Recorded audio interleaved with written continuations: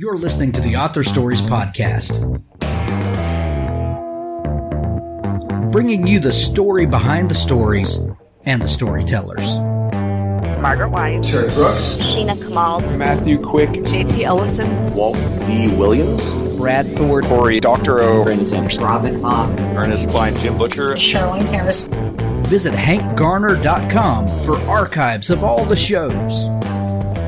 Today's guest is... Well, thanks for joining me again for the Author Stories Podcast, where I bring you the story behind the stories and the storytellers.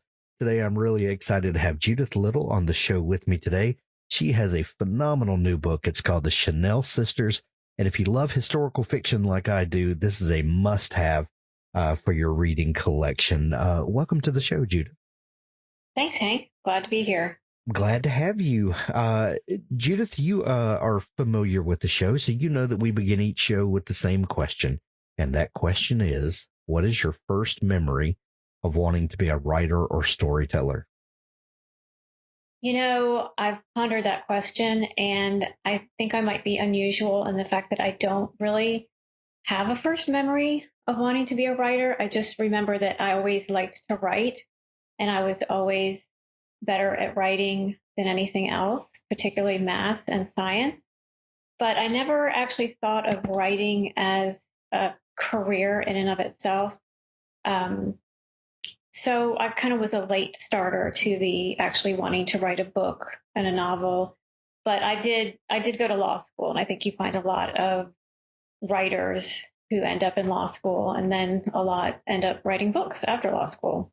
You're absolutely right. There is some strange intersection between studying and possibly practicing law and writing fiction. Do you have any insight into what that intersection might be? I do. I think what I do, because I still practice law, and really the skills are exactly the same to a certain extent, except for possibly the creative part, which is why a lot of lawyers become writers. But at work, I spend a lot of time researching and writing. And so as a historical fiction author, the researching skills are something that I use in both areas.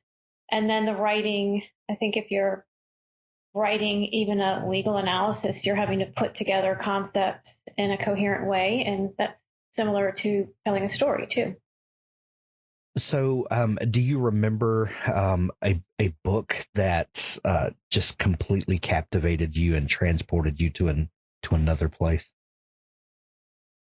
I think I can think of maybe two. So I loved the Laura Ingalls Little House on the Prairie books when I was younger.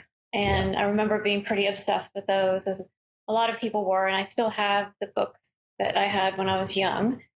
And so those really transported me. I found that just really fascinating. And I remember even, being worried for her and what's going to happen next and how are they going to survive. And so I think that's what has always drawn me to historical fiction, is reading about people and circumstances that were tough to get through, but people did get through them in the end. And I find some comfort in that today. But another book that sort of got me going on wanting to write historical fiction myself was probably Paula McLean's The Paris Wife, because as I recall, that was the first book I'd ever read where it was from the point of view of someone who is in the periphery of a famous person. And I thought that was just fascinating. When did you stumble onto that book? I think I'm slow. It takes me a while to figure out things. And so it was a while ago. It was probably around when it came out, which I don't even know when that was. But I don't know that like the concept that, I want to do this or I want to write a novel like this really gelled until after quite a while. So as you're going through your process of getting your law degree, setting up practice, all of that, did writing fiction ever cross your path? Did you ever think of something and go, well, maybe I need to hold on to this, maybe it'll be useful at another date. Did that ever come to you, previously, and you put it on a shelf for a while?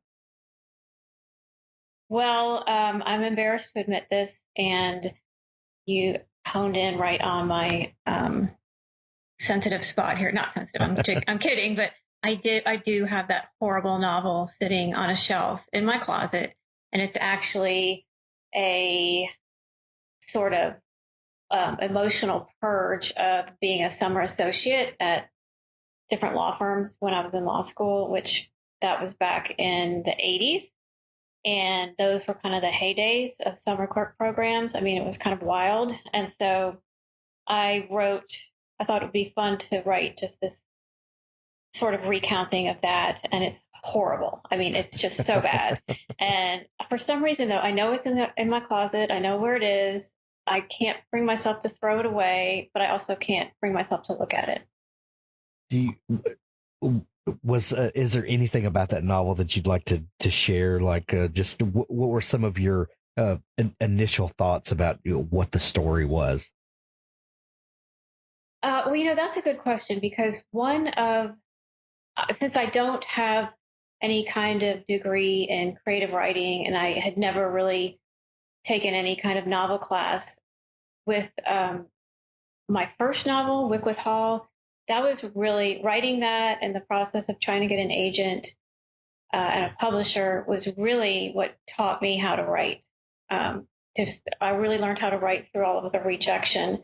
So when I think about that first novel that's on the shelf, one of the big problems with it is that it's just a lot of episodes, and they aren't really necessary, and they don't really go anywhere, and it's just not a cohesive story. So it wasn't until I decided to start on what would become my first novel.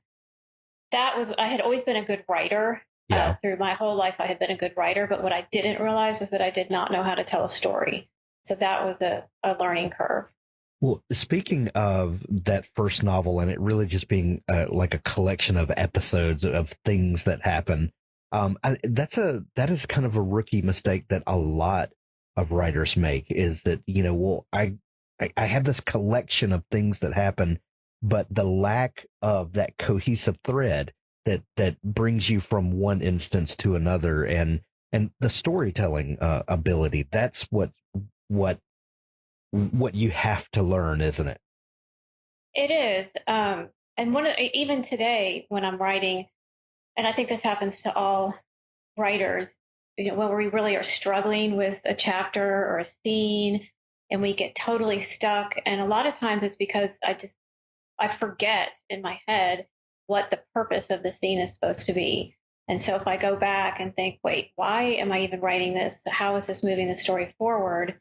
Then I can kind of get back on track to, not staring at the computer screen and having something actually come out. Judith, you got your initial bachelor's degree in foreign affairs. Is that right? Yes, that's correct. What was it about that that major that fascinated you? I went to college thinking I was going to be a marine biologist. I thought that would be a very glamorous life, and out in the sun and probably in some beautiful island somewhere. And then I took chemistry, and that was it. So I thought, what am I doing? I don't belong here, and decided to go back to my roots, so to speak, and back where there would be a lot of writing and research involved. And, I don't know, it's strange what draws people to their majors, but for some reason I just found it really interesting, the kind of dynamics between countries and the decisions that leaders have to make and the balance of power. And I remember learning a lot about, idealism and realism, and there are idealistic leaders, and then there are realistic leaders, and how do you choose between those? So I just found that all really fascinating. I think I also envisioned myself as sort of an international person, of some kind of diplomatic fame, living in beautiful cities in Europe, which didn't happen. But yet. But you did spend some time in Paris. Is that right? I did, yes. I studied in Paris for a little while, and that was fun. It was definitely an interesting experience. As a student, I did not live a very glamorous life, but it was a very fun experience. What were some of the cultural things that shocked you when you got there? We all hear the American in France, and but what were some of the things that were just completely foreign to you? Oh gosh, there were a lot. One thing I thought was interesting was that everywhere I went, people would say hi to me. Like everybody knew I was an American. I wouldn't even open my mouth. I'd be walking down the street and someone would say hi. And I think it was just probably because I wore tennis shoes. And at that time in France, nobody walked around wearing tennis shoes. It took me a while to figure that out. But another big thing was how in the US, everything is so convenient. We live very convenient lives. And I think one of the appeals of France to us is how they, really live so purposefully, Right. and more slowly than we do.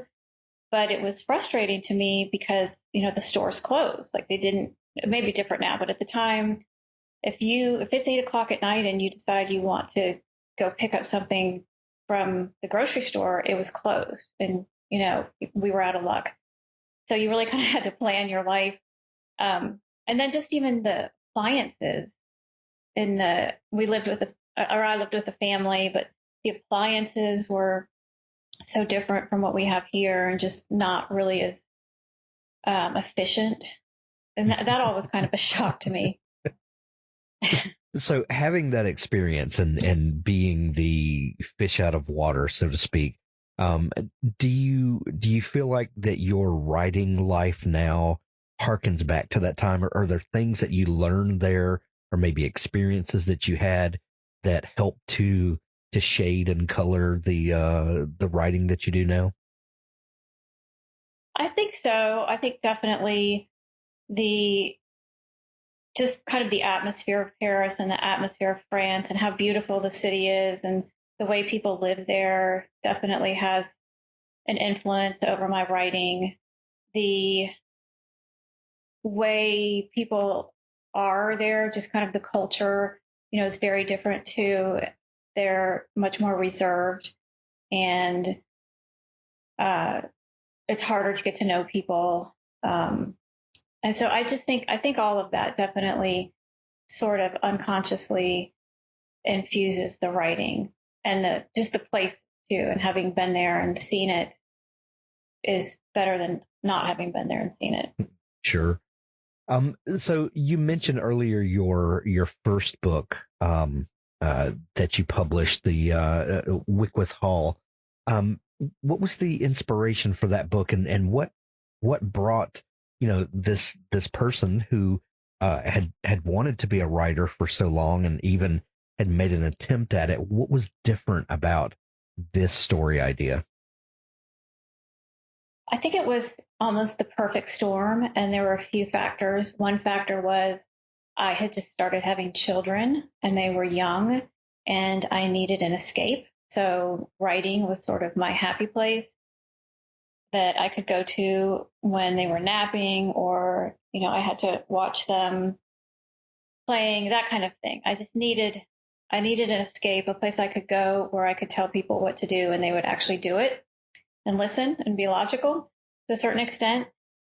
So I really started writing when I had children, as odd as that may sound, because of course then I was much more busy, but it was really, and it still is, it's a big stress reliever for me and a big way to just kind of escape the world for a little while. The other thing that inspired both books, in fact, was I had picked up a biography of Coco Chanel to read just for fun. And in that same biography, I read about a confrontation between the British and the French fleets during World War II, which was what inspired Wycliffe Hall. And it was a confrontation where the British fired on the French fleet in order to keep it out of German hands, and in the process killed over 1,000 French sailors. I had never heard of that before until I read this biography. And it was really just very briefly mentioned, but I was really curious because I thought something like that would be something I would have heard of. And I was surprised to find out that it really did happen. And so I wanted to write a book about that. And then in the same biography of Coco Chanel, that was where I learned that she had a sister, Antoinette. And that just always stuck with me, that the idea of being the sister of Coco Chanel just kind of fascinated me. So that was something I wanted to write about as well. So is Wycliffe Hall a real place? It's inspired by a real place. It's inspired by a country house in England called Ditchley Park. And at Ditchley Park, it was a home where Churchill would go during World War II when the moon was high, is how he put it, meaning that German bombers could see his country house from the night sky, so he needed another place to go. And he had his detectives look around, and they decided on Ditchley, which was owned by an American, a woman from Virginia, and her British husband. And she later became a famous decorator. She was better known as Nancy Lancaster. And so, this home was great. It was perfect. And of course, it was the standards to which Churchill could become accustomed. So he spent quite a few weekends at this home. And Wycliffe Hall is not a real place, but it kind of is a real place. Gotcha. When you start planning out an historical fiction novel and it deals with real events and things that could be real, there's a certain level of realism that has to play into historical fiction, or it wouldn't be historical fiction. How do you weave in these real life occurrences and then allow imagination to take over from there? Is there a planning process to a novel like this? To a certain extent, there's an inherent outline, right? Because there's the history, and so you have that. So you're not starting something from complete scratch. But the struggle is remembering that the people didn't know what was going to happen next, even though we do. So you have to really, keep remembering that they don't have any idea what's going to happen next, and not making them just go through the motions of what happens, and also not just being an observer of what happens, but being an actual participant. So it's not really something, to me, that you can totally plan out, but that sort of happens as you're writing the story. And for the Chanel story, which is told from the point of view of Antoinette, there is not a lot of information known about Antoinette. So I had to go with, everything that I could confirm for sure, and then fill in the blanks in a few spots. Well, quite a few spots. But I wanted to tell her story, and I did. You probably know this, but so for historical fiction, there are people who, there's different schools of thought, and there's some people who are very strict about history and what happened and don't want to mess with that at all. There's other authors who will change historical history, change dates of things to move the plot along. For the Chanel sisters, I did not do that. I wanted to make it so that everything that happened in the book could have actually happened. I didn't want to, move any dates around or any places.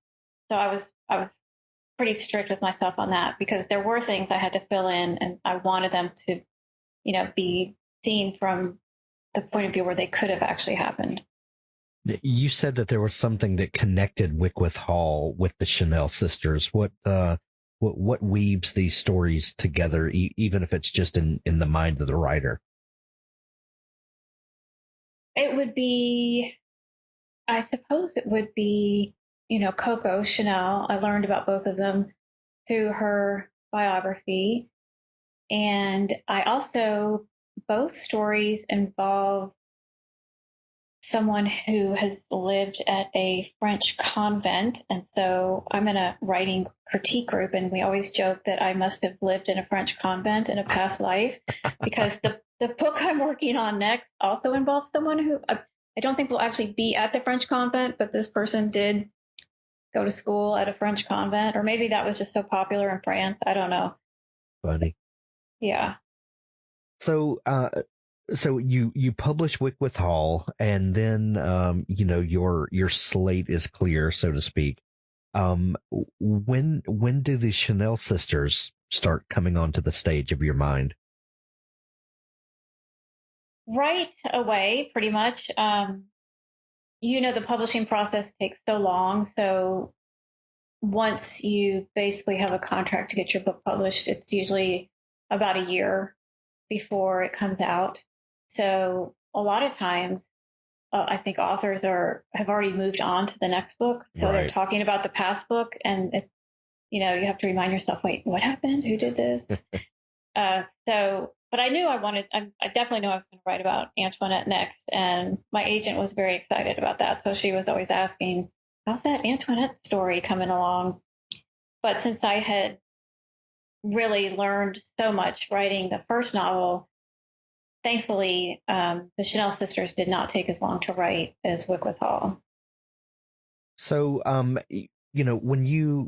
I first got the book and started reading about it, I had a similar reaction to what you were saying earlier about Antoinette. I was like, did I know there was an Antoinette?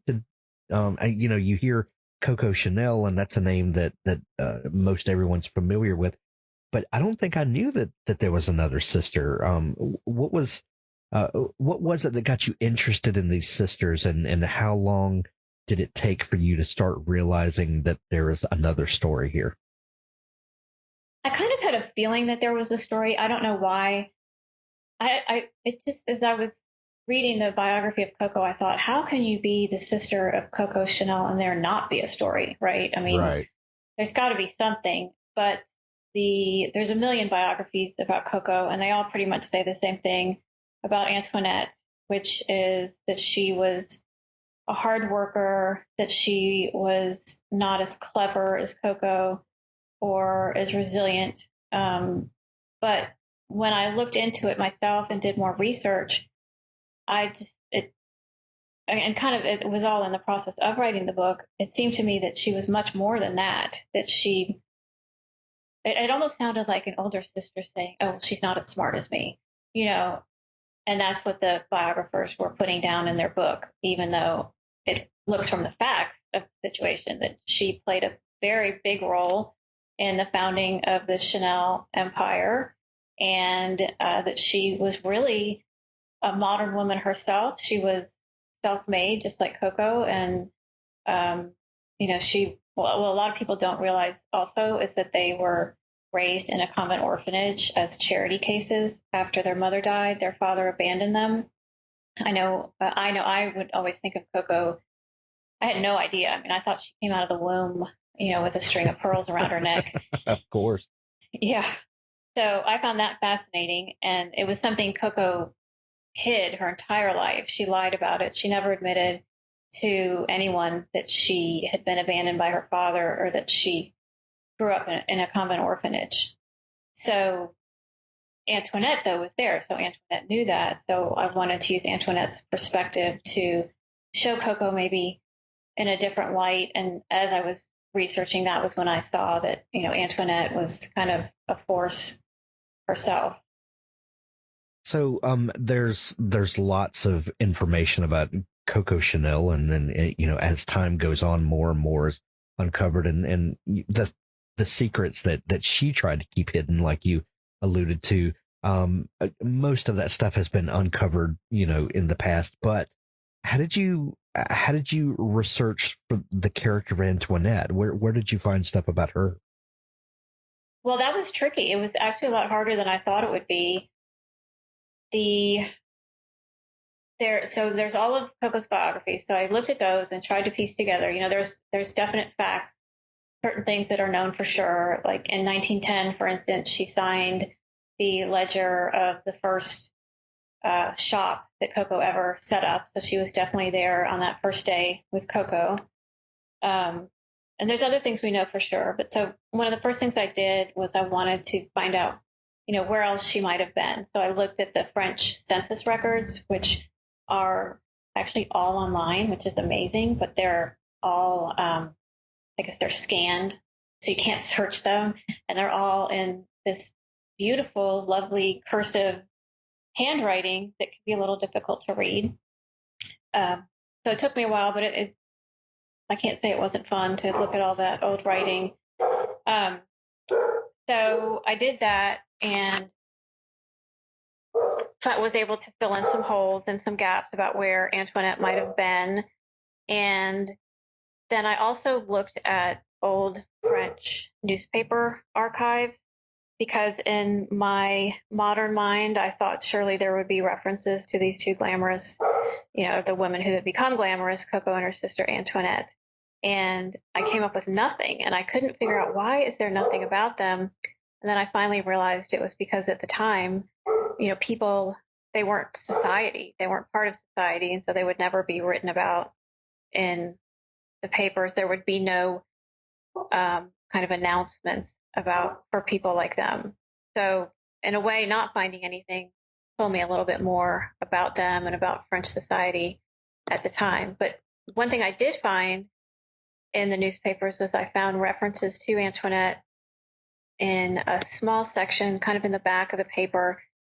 It really like tiny lines, and it was a part where it was a notice in the paper, kind of notifying people who looked of where certain people were traveling. And so her name was listed among other names that had nothing to do with her, not people she knew, but it would say, here's people going to Paris, and it would have her name, or to Deauville, or to Biarritz, which were places that Chanel had opened her first boutiques. And I couldn't figure out why Antoinette's name was there. And then I finally, after a while, realized that she was notifying clients where she was going to be. And to me, that indicated also that she, really was important in the Chanel business. If she was, advising the type of clientele that Chanel had, which, were very wealthy, aristocratic, sort of diva type women, and they wanted to know where she was. And she was traveling on her own doing this, which seemed to me just, she wasn't this silly, not as clever person that the biographers made her out to be. Well, the book, The Chanel Sisters, is not an exhaustive biography of these characters, but you choose to show us the story in a window of about, I think 24 or 25 years. The story covers in the book. How did you choose the window into their lives that you would show us?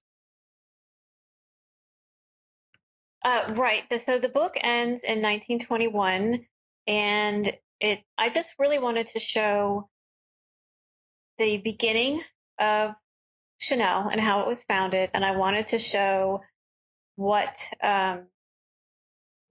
made up sort of what drove Coco and how her character was formed from those early years. And I also wanted to show, to me, the convent time was important because so many of her designs, her aesthetic, you can look at it and you can just see you can see nuns, you can see, the convent life with the simple lines and simple fabrics, the use of black and white, her chain link belts are, if you look at what the nuns wore, they wore rosary belts around their waist that had a little piece that hung down that looked just like her chain link belts.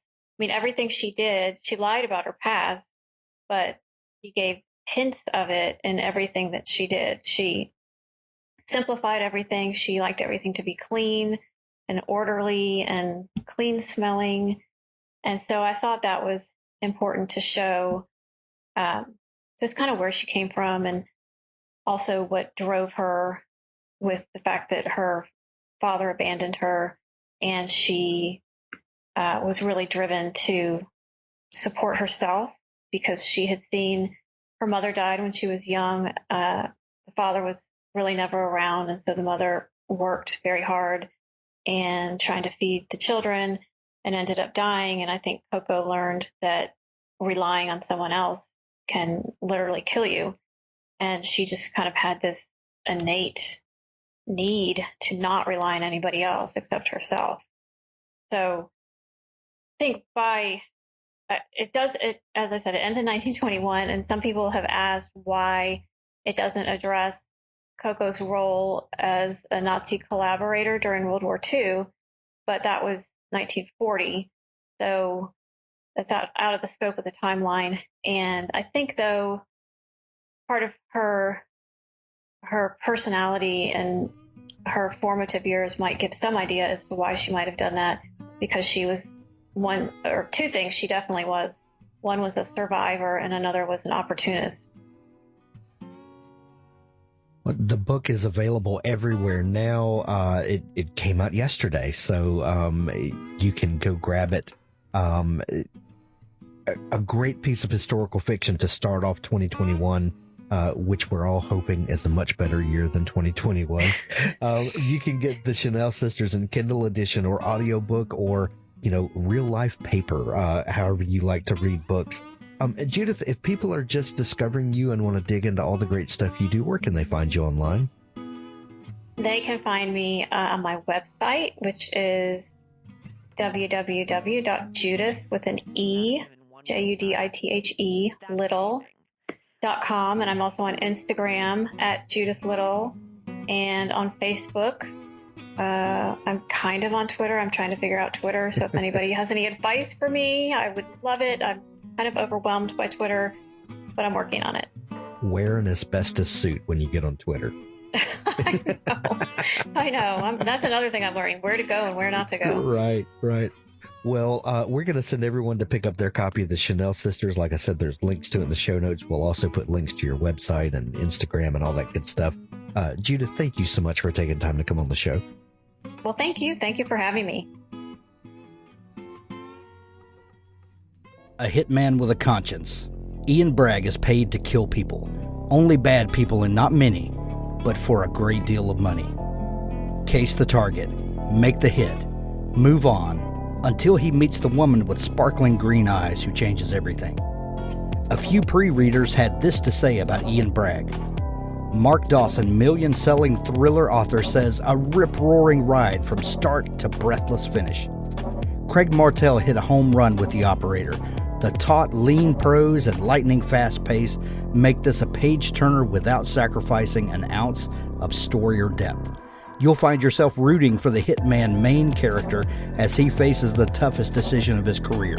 The Operator is the start of a new thriller series I expect to see burning up bestseller lists for years to come, says A.C. Fuller, author of The Crime Beat and Alex Vane media thrillers. Suave, romantic, and lethal, Ian Bragg is everything you want in a highly paid assassin. Can't wait to ride this train, says James Blatch, self-publishing formula. It's been a long time since I fell this hard in love with a book, a very long time. Author of Women of Wine County romantic suspense Terry Wells Brown says. Grab this book from Craig Martell, The Operator.